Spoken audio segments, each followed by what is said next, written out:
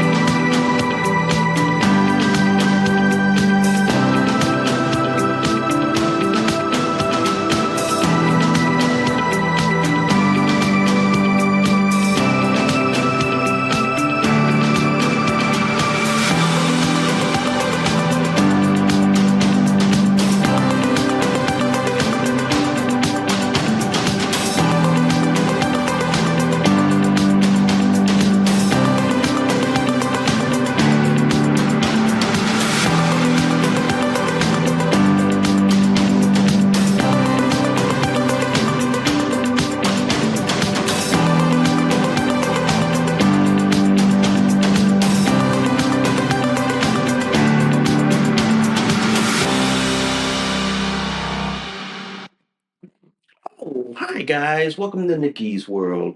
I'm Nikki, your host, and today, guys, we're going to talk about the Trump tariffs and what Trump signed yesterday on Liberation Day. We're going to talk about that and so much more.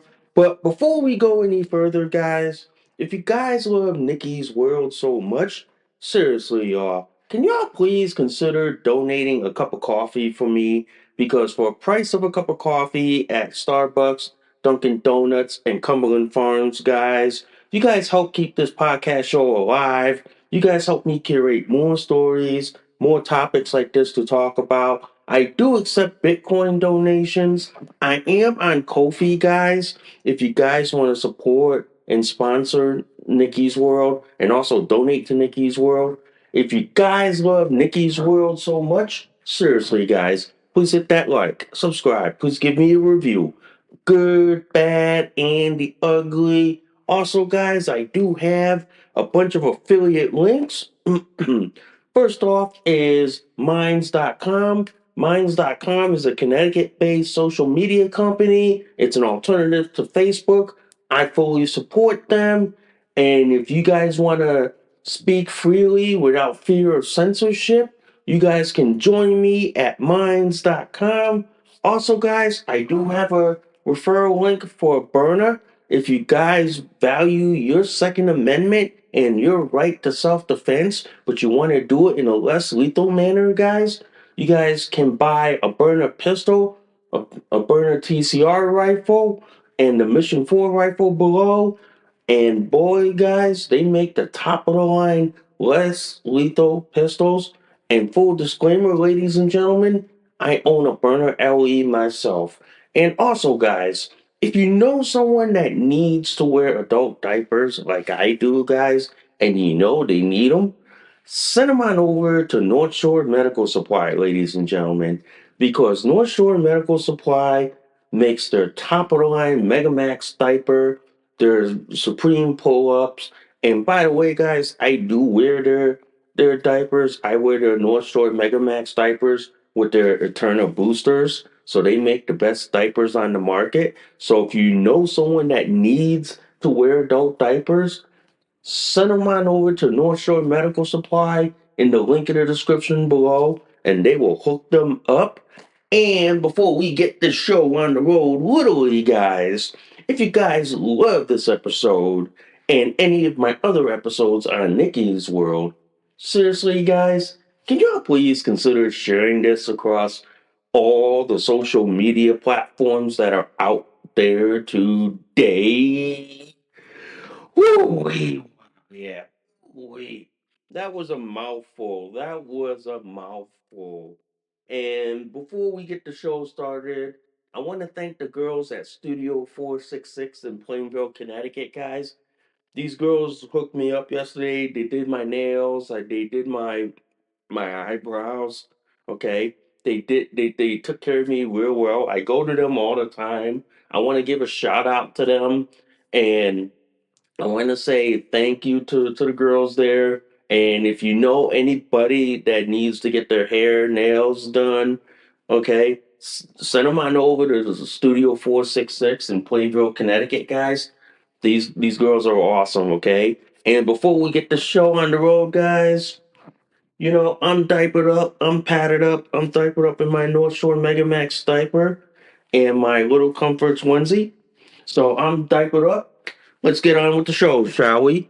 So yesterday, guys, Trump was talking about Liberation Day, which was the day that Trump is signed the reciprocal tariffs, which means anytime a country tariffs us, when we sell goods overseas to their country, when they tariff us, we in turn, when they send goods from their country to us, we tariff them.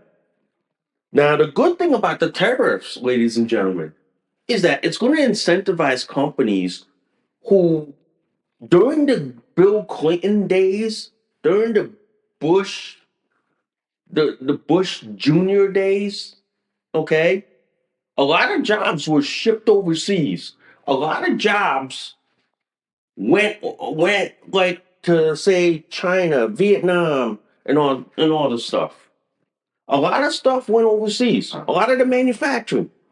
That meant people were losing jobs. People were losing valuable skill that they need to go to make a living.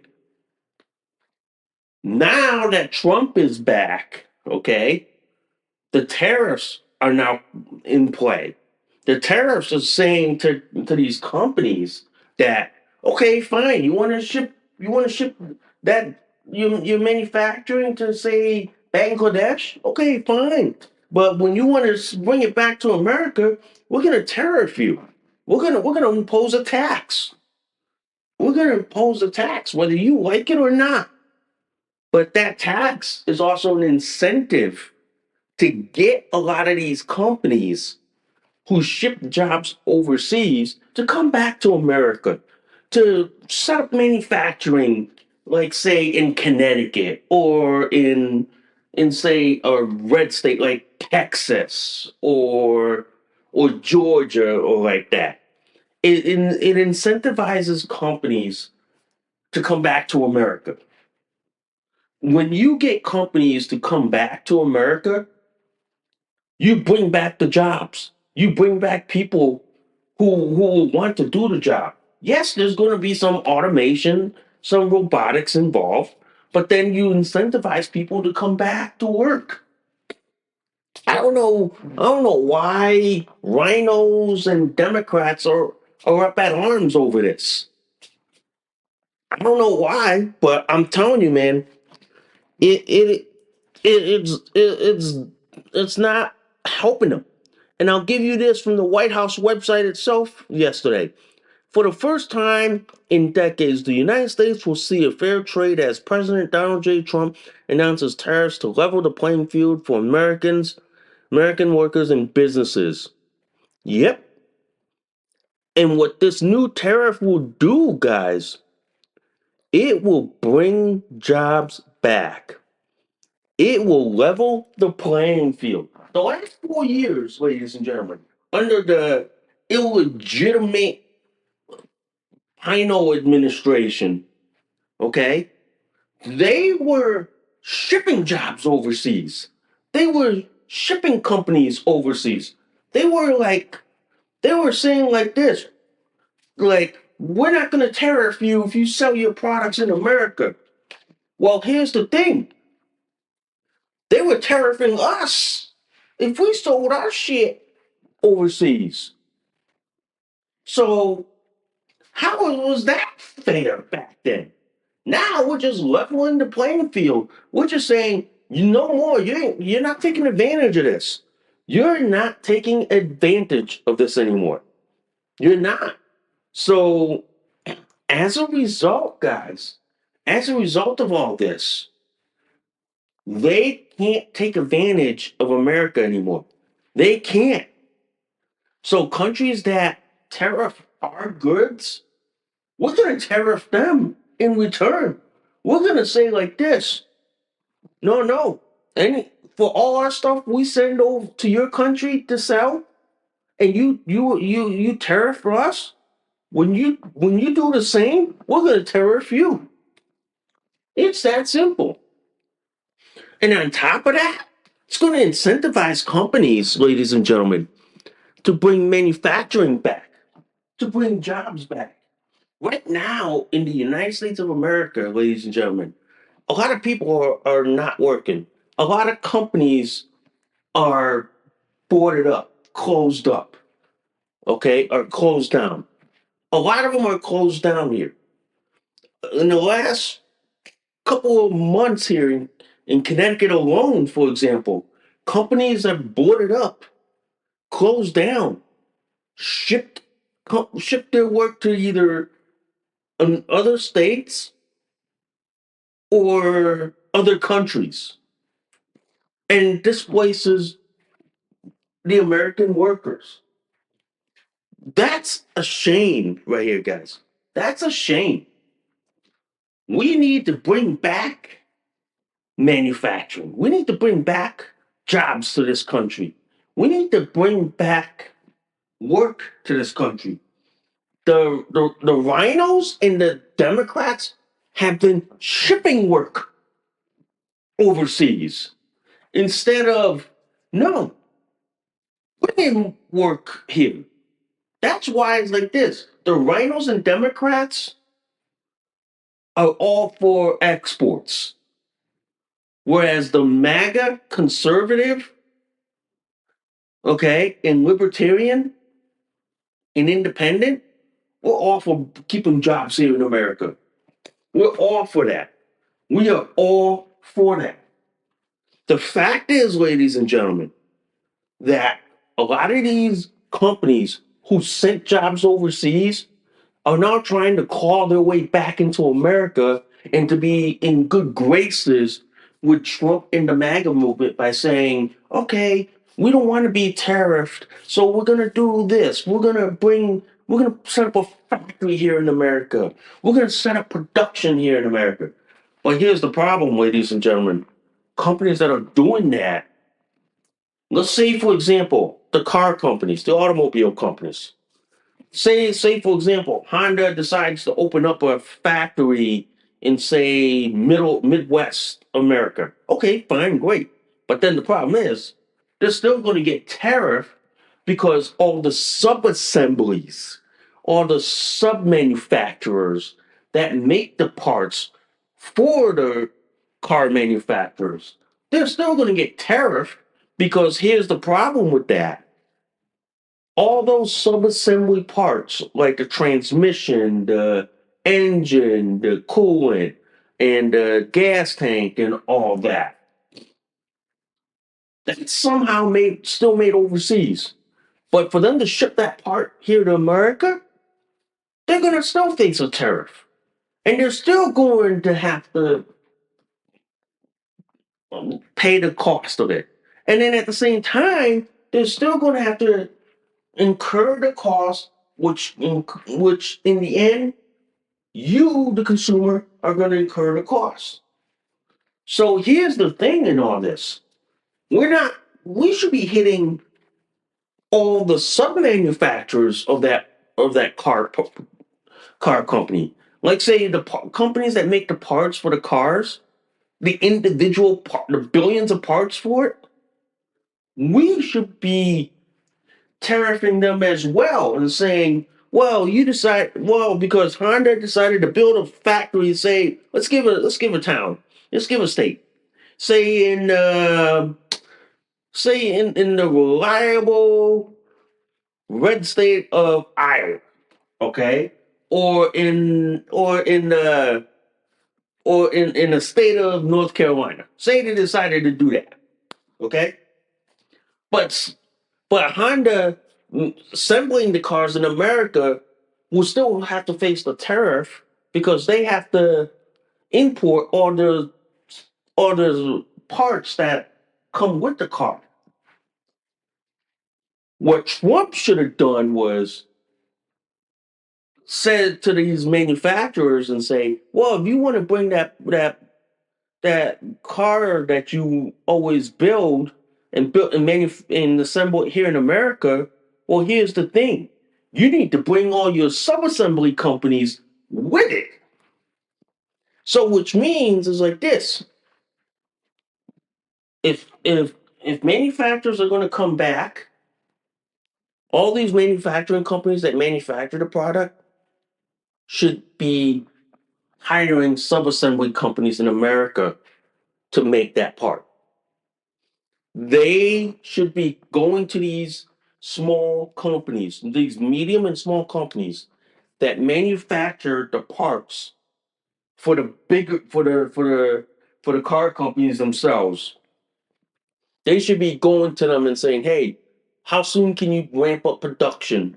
Because we're going to assemble, say, the Honda Pilot here in America, or say if Subaru decided to bring manufacturing to America, same thing. How many subassembly companies can basically ramp up production because we're gonna assemble Subarus here in America. We're gonna assemble it. I'm fine with companies having corporate headquarters around the world. That's fine, but they need to have manufacturing plants in each of the countries that they're going to sell their cars in. That way, they could say like this: "Well, we have a manufacturing plant in America. We have a manufacturing plant in Canada, or we have a manufacturing plant in Mexico. But under those manufacturing plants, there are sub-assembly companies, like the medium and small companies that make the parts for that car." So what Trump needs to do is reinvigorate those small and medium companies, okay? And give incentives, give tax breaks and all that. Really, just give tax breaks. What a lot of people don't understand, guys, and I'm gonna bring up William McKinley, because William McKinley was the president who basically imposed tariffs. And prior to 1913, ladies and gentlemen, nobody in the United States ever had to pay an income tax. Nobody ever did. Nobody. Nobody. We didn't pay income taxes. The US government was all funded by tariffs. Okay? Yes, there were state taxes. Yes, there was like what sales taxes, but sales taxes are like what a given because when you buy stuff, you pay an additional tax that has to be sent to the state. That's fine. But when companies were importing their goods, they had to pay a tax to the federal government. That way, like this. That's how the government got funded. That's how people made their money, and people were able to live comfortably. People in 1913, guys, lived a lot more comfortable than we do now. They didn't have such thing as what? The income tax. Okay? Because the income tax was what? Used to finance and pay for what? World War One, World War Two, the Spanish American War, you know? That was what the income tax was used. But prior to that, people lived comfortably. I'll give you a fine example of that. I live in a town next door called New Britain, Connecticut. Part of New Britain, Connecticut has these like Victorian era homes. that are still around, that are still up, okay? And thank God for solid construction. Yeah, for solid construction, they're still up, okay? And you can tell back then people lived comfortably, people lived lavishly, people lived very well back then. People did, all right? But now it's like this: to live well in 2025, you probably got to make like what, almost a half, almost like $150,000 a year just to live comfortably. Who makes that these days? Who makes that? Yeah. This is why, ladies and gentlemen, Trump during the campaign was all about getting rid of like taxes and tips because people were being robbed legally. And part of his mission of getting rid of taxes and tips was basically getting rid of the tariffs that we had to pay to sell our goods, like to say, sell our iPhones, to sell our bags, to sell our clothes overseas. So we had to level that as a playing field. Okay. What's nice about all this, ladies and gentlemen, is that it's going to bring back manufacturing, and it's going to invigorate companies that made stuff in America. Okay, I'll give you an example. My burner pistol. Okay, my burner LE pistol, ladies and gentlemen. That was not manufactured overseas. That's manufactured right here in the United States of America, in Fort Wayne, Indiana, ladies and gentlemen. It was manufactured right there, which is like, thank God. Yeah, thank God. American made product, American quality right there, and quality control that you can actually drive to the factory and see what's going on. Pretty much. But I will say this: Trump tariffing foreign countries and reciprocally doing that is invigorating companies to come back to America, is invigorating the made in America mentality. Okay? Is that made in America mentality is great. It brings back jobs. Okay? There's a company called Henry Rifles, guys. Henry Rifles was made in New Jersey, but then they moved out of New Jersey to a to like a I'm gonna say like a purple state, like Wisconsin, which I think they should have moved to a reliable red state, but that's them. But still, it's still made in America. And the motto is, if it's not made in America, it ain't made at all. So to Henry Rifles, they make their rifles right here in the United States of America. Yeah. And that's what's going to invigorate this country back. That's what's going to get the workers back to work. I mean, the left thinks that, that's a Republican, that's a right wing thing. No, it's a left and right thing. Because here's the hook for the left. It gives you guys more money to spend shit. Okay? I don't care where you spend that money, but gives you money. All right? Same thing on the right. It gives us money to spend. It gives us a spending power. Yeah. And it circulates the economy. It really does. But here's the hook of all this, guys. Here's the hook. It gets more companies to come back to America. All those factories that you see closed, all those, all those towns, all those cities like Detroit, Michigan, for example, where half the neighborhood is dead empty. Yeah,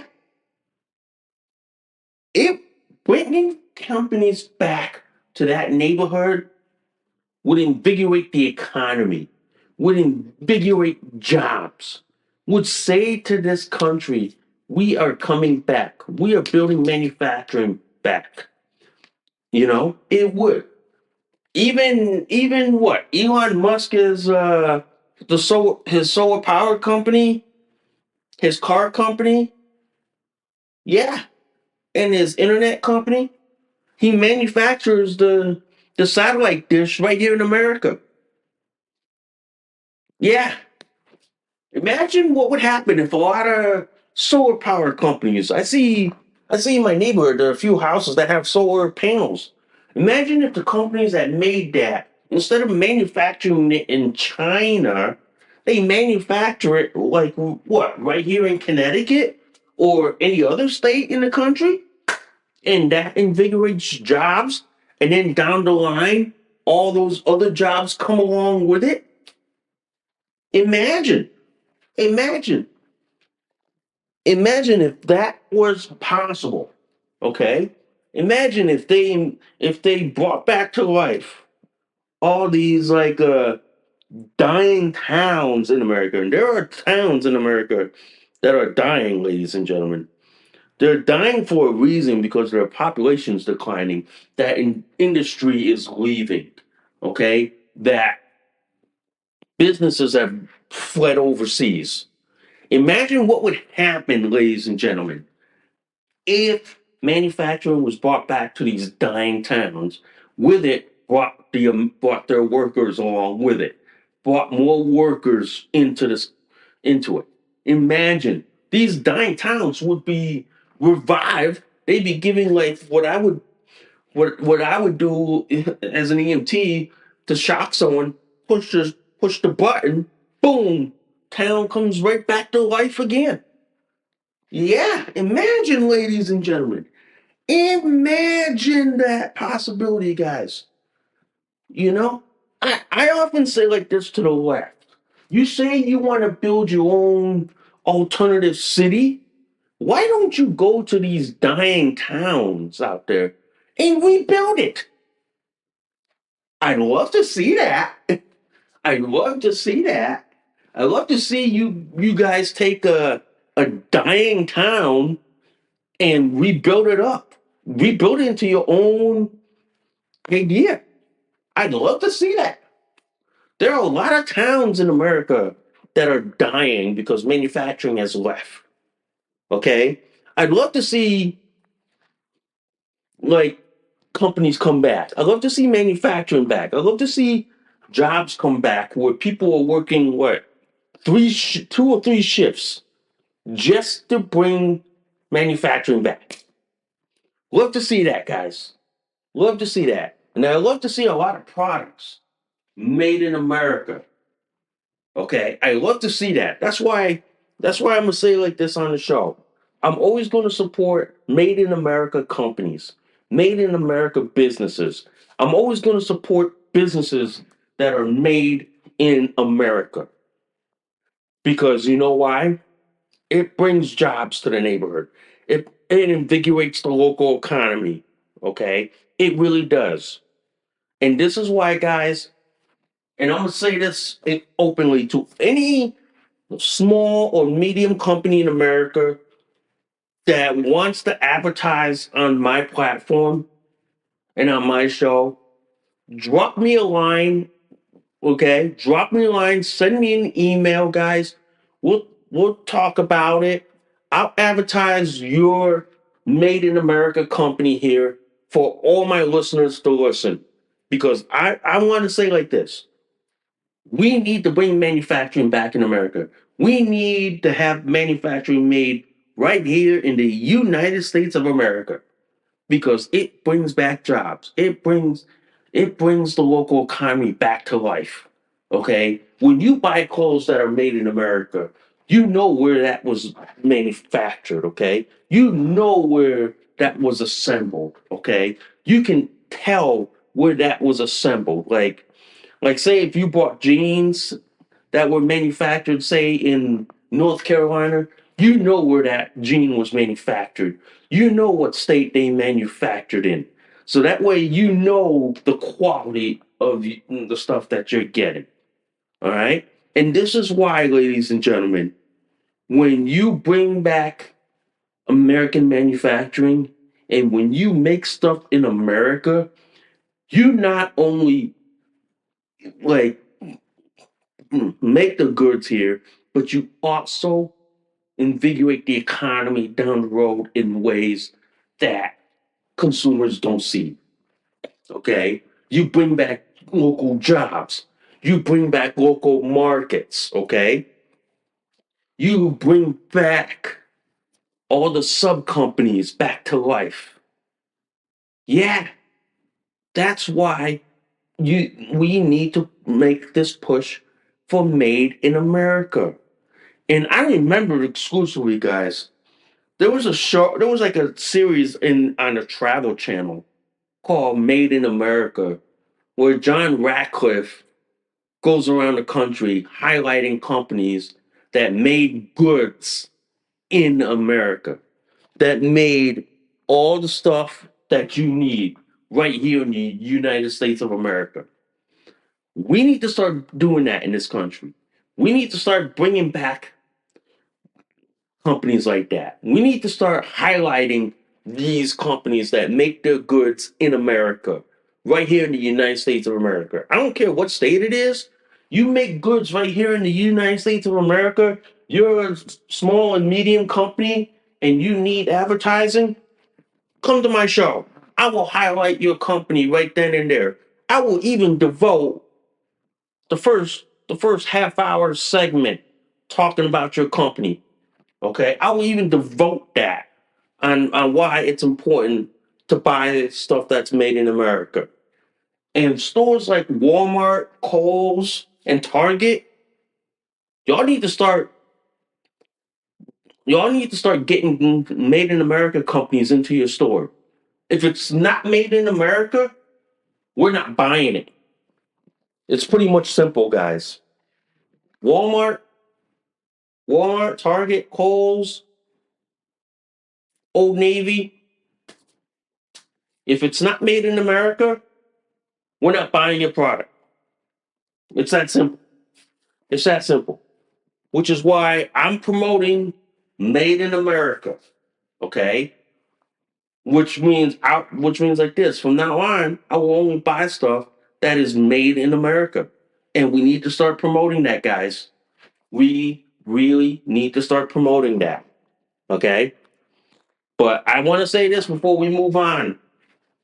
Is this the Trump tariffs is going to have a reciprocal effect of helping reinvigorate the economy in this country, reinvigorate the job market. All those big name companies that you see that are bringing manufacturing back in America. What you don't see, ladies and gentlemen, is all the medium and small companies that are going to support this big company that are going to come back as well. That are going to trickle down to the point where all these small mom and pop businesses are going to come back and say, "Oh, damn, the economy is coming back again." Because you know why?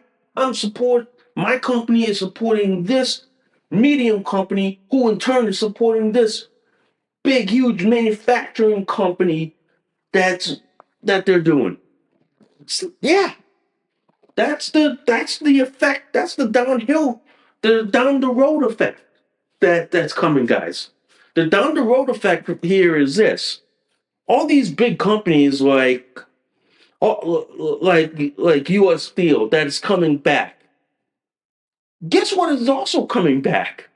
All those medium and small companies that ultimately support the U.S. steel industry is coming back. All those sub-assembly companies, those manufacturers, those component makers of that steel manufacturing, they're coming back as well too. Yeah. So that's why, guys, before we move on, I want to say this.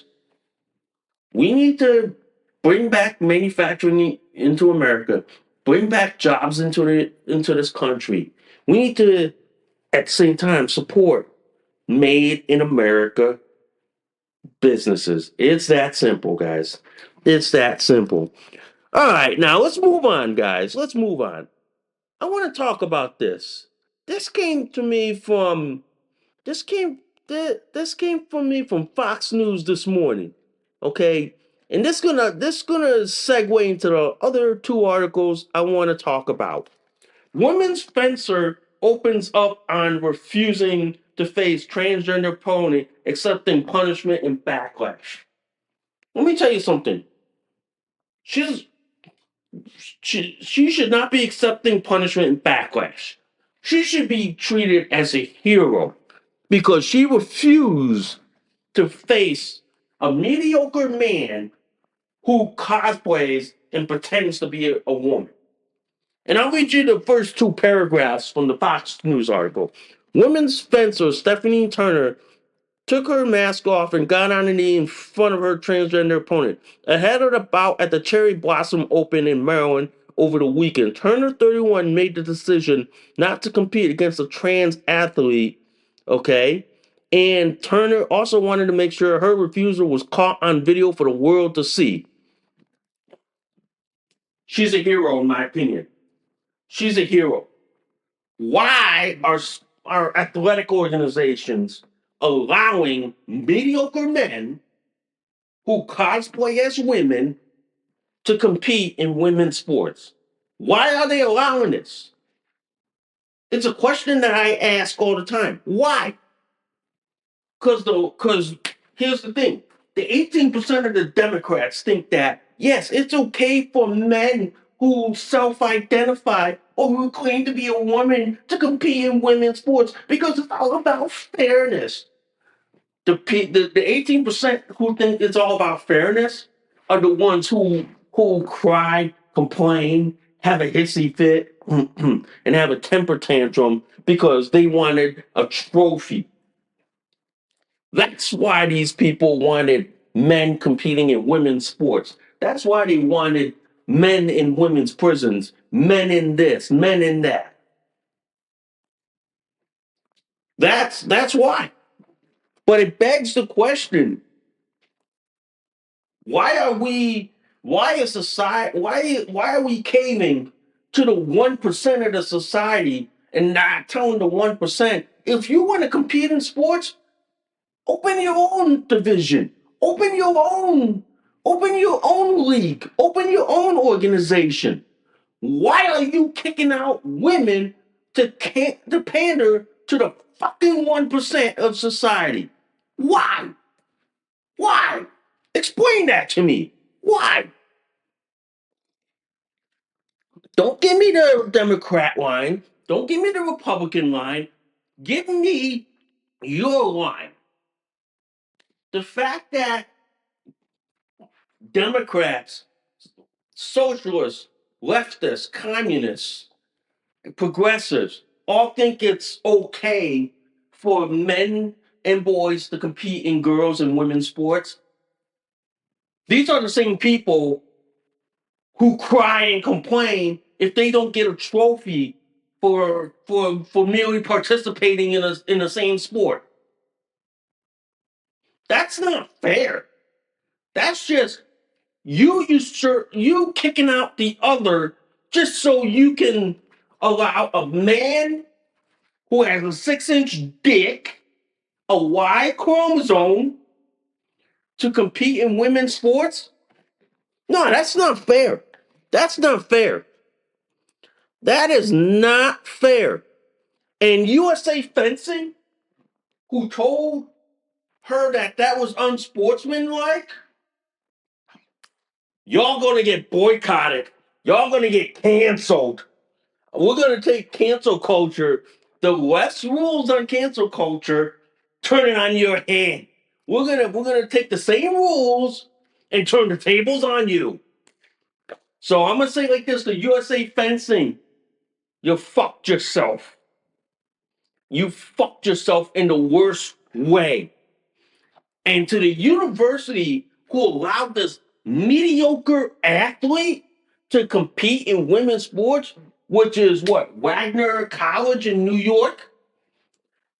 I hope to God Pam Bondi comes after that school. I hope to God that Linda McMahon revokes their federal funding.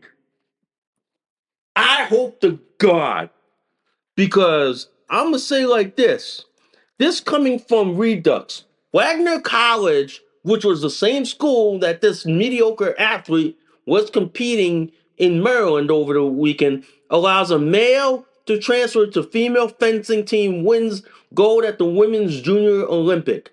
And I'll read you the article, the paragraph. A trans-identified male college athlete has been quietly moved onto the women's fencing team at Wagner College and may now be collecting a women's scholarship. Redmond Sullivan, who had previously competed on both the men and female teams simultaneously, seized gold in the women's category at the Connecticut Division Junior Olympic qualifier last week. So, this mediocre dude who comes from my home state of Connecticut, by the way, and I'm going to read you this paragraph. Sullivan first began competing in female sports while attending Daniel Hand High School in Connecticut, where he won a state championship in the girls' track and field for shot put during the Connecticut Interscholastic Athletic Conference competition. So basically, it's like this. My home state of Connecticut allows a mediocre male athlete who claims to be a girl, steals all the awards, and the scholarships, which is monetary money right there, away from all the hard work that women and girls do. And then you wonder why, ladies and gentlemen, I often get pissed at playing Call of Duty because I get cheated out by hackers and cheaters. And you wonder why I get pissed, angry, mad, and I want to basically beat the shit and take a folding chair and do WWE on them. You wonder why. I'm in the same boat as these girls. These girls are being cheated out by men who claim to be women. They're being cheated out. And the left and the Democrats think that is a socially progressive issue? No, that's not a socially progressive issue. That's basically stealing.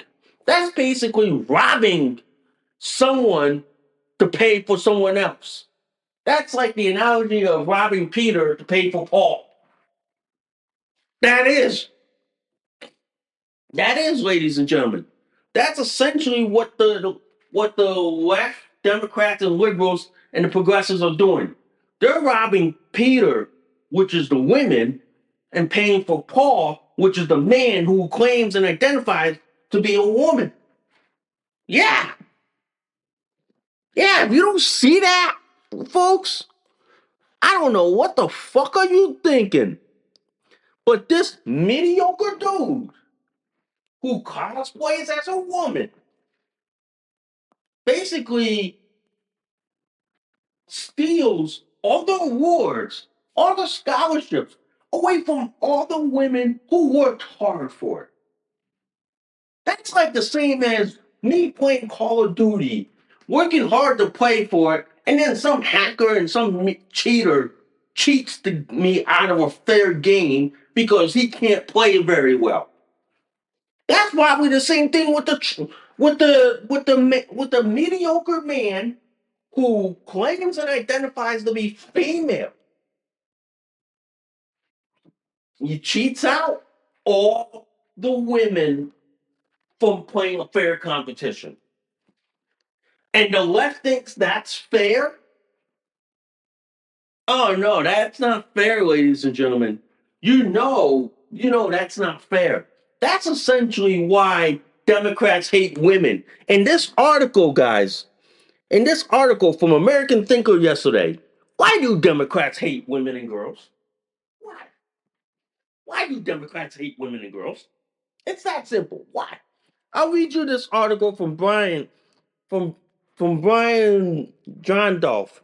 Democrats and their corporate media allies have co-opted the popular narrative on various social issues, including sexism. Republicans provide little, if any, pushback for fear of what the low-rated Saturday talk shows on or the Washington Post might say about them.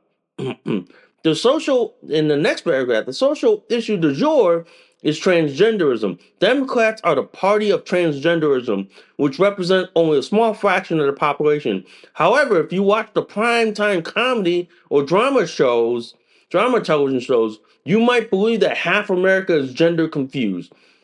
And then this next paragraph, ironically, the Democrat Party platform claims to support women. We are committed to ensuring full equality for women. We will continue to combat biases across economic, political, and social life that hold women and restrict their opportunities. What the Democrats say and what they do could not be more different. Conversely, the other narratives Republicans hate women. Just ask left-leaning Wikipedia what they claim. hmm So here's the question: why do Democrats hate women? Why do leftists, liberals, Democrats, and progressives, why do they hate women and girls? Because it's like this: women and girls in this country constitute half of their voting bloc. Why are you hating them to pander for the 1% population who claim to identify as a woman or as a man in the opposite? Why? Why? Because the Democrats think that that's a hill they're willing to stand on, which in fact that's a hill they're willing to die on. Yeah, yeah. The the difference is they hate women and girls. They hate they hate them because you know why? They've worked so hard to get to where they are. Okay? They they worked so hard for their rights. All right? They worked that hard. But then to have a man, a fully grown man, or a teenage boy come in and claim he's a woman by what? Putting on a dress, wearing makeup and all that shit. And then all of a sudden steal all the hard work away from the actual women and girls who worked their ass off to get to where they want to be, but then some mediocre man sidesteps them, steals everything from them. That is why the Democrat Party hates women and girls.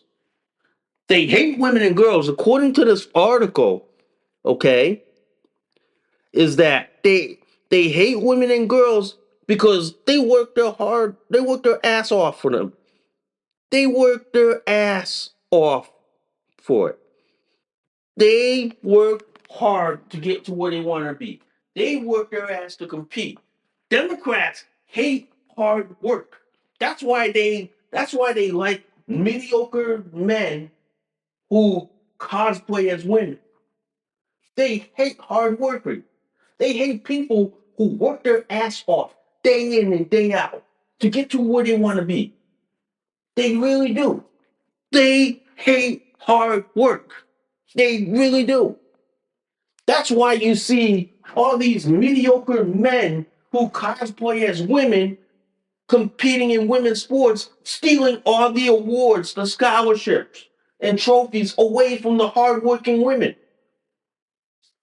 Yeah, Democrats are actually stealing everything that was hard earned.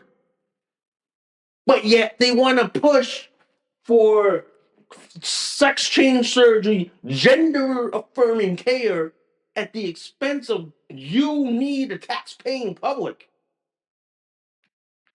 That's not right in this country. That's not right. And after what happened this weekend at at that fencing competition in Maryland? You think any of us are okay with this? You think we're okay with mediocre men competing in women's sports? Hell fuck no. Hell fuck no.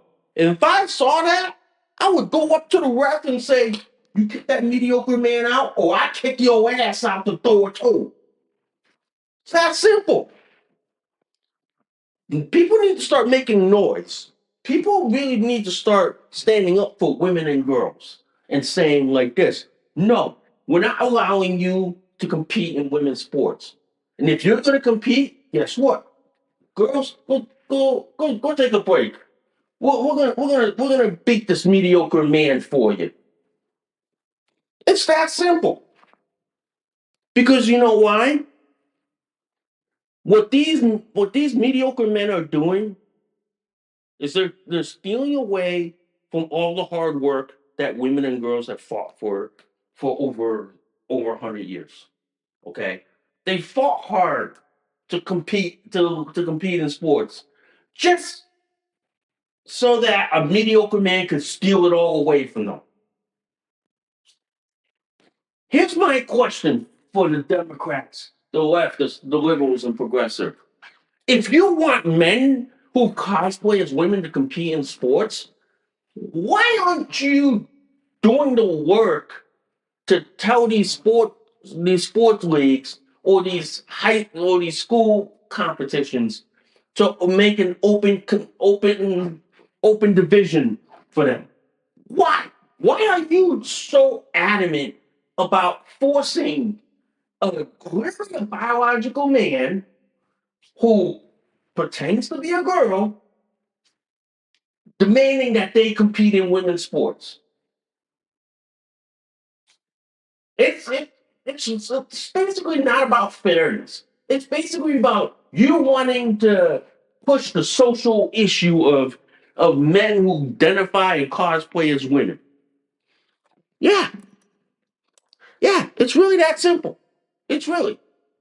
But for you guys to say that, oh, it's all about fairness, what's fair? That a mediocre man beat who can't compete and beat a man in the same sport now wants to pretend he's a girl and then all of a sudden be able to beat women because he can't beat a man? Isn't that what they call in school the junior varsity league? Yeah. So if you can't compete in in in a man's sport because you can't win like a man, maybe that means you should be competing in a junior varsity or a club sport instead. Not in a competition where it involves scholarship, trophies, awards. But you know, these mediocre men and their Democrats, their leftist progressive enablers are going to bully the issue by saying, oh, it's all about fairness. It's all about fairness. Well, if it's all about fairness, why aren't you demanding companies or athletic organizations to create an open division or a co-ed division? Leave the women out of it. Okay? Let them compete by themselves. If you want to talk about fairness, let's talk about the fairness that you made it unfair for women to be forced to compete with this mediocre man. Yeah, it's that simple. This is why I think like this. What should happen here in this country, and I'm going to say this, is that schools that allow mediocre men to compete in women's sports or join women's sororities, they should have their federal funding revoked. That means not only research dollars, but also access to student aid like Pell Grants, like access to the federal student loans. right there. Yeah, cut the cut them out of it, and let's see how fast the school survives without federal funding. Then that school would probably go bankrupt and broke in less than 2 seconds. Because you know a lot of these schools, especially the private ones that allow mediocre men to compete in women's sports, are propped up by federal dollars, aka you, the taxpayer. So, what better solution is like this? Enforce Title IX, punish the schools that allow mediocre men to compete in women's sports. Tell them if you allow mediocre men who cosplay as women to compete in women's sports, join any women's only organizations on campus, guess what? No more federal funding. No more no more federal student loans. No more federal student aid. That gets all revoked. And all your students that have it will no longer get it. Let's see how the school survives without that. Let's see how the left manages to fund these places. Bet you they can't because that school will probably go bankrupt and they'll probably have to close the school down because they cater to the 1%. Yeah, let's see how that works out, ladies and gentlemen. Because I'm gonna tell you this. This is the only way you're gonna get these schools to stop allowing them to basically allow mediocre men to compete in women's sports. It's the only way you're gonna get them to stop.